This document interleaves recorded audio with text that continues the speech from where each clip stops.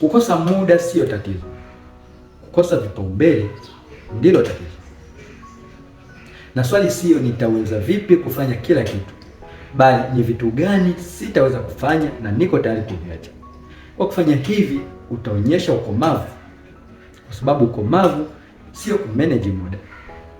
Ukomavu ni kukubali mipaka yako. Wengi wetu tunaishi maisha yasiyokuwa na vipaumbele. Tunasema ndio kwa kila kitu, kwa kila jambo, kwa kila fursa inayopita na kila mwaliko.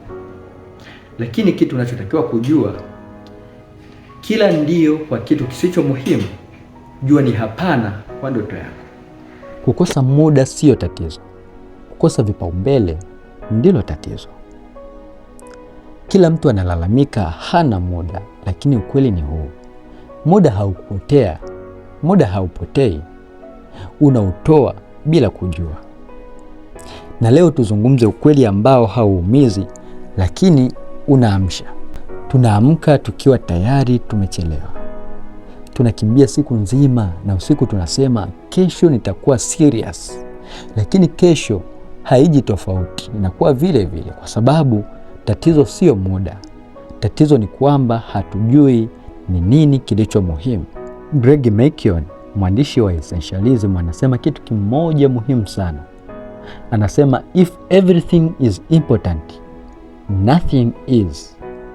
Yaani, kama kila kitu kwako ni muhimu, basi hakuna kilicho muhimu. Umuhimu sio kwa kufanya mambo mengi, bali ni kwa kufanya mambo machache yaliyo ya muhimu. Oliver Burkeman anatukumbusha jambo moja gumu kulikubali. Anasema maisha ya mwanadamu yana wastani wa wiki 1400 tu, na hizo sio nyingi, na hutazimaliza zote. Unachotakiwa kujua, watu wengi huwa hawachoki kwa kazi, bali wanachoka kwa maisha yasiyokuwa na mwelekeo. Unapokuwa hujui unachotaka, kila kitu kitakuvuta, na siku zako zitapita, miaka itapita, na ndoto yako itabaki kuwa kama wazo. Hivyo basi, ni muhimu kuchagua kwa makusudi. Sio kila fursa ni baraka. Baadhi ni vikwazo vilivyovaa nguo nzuri.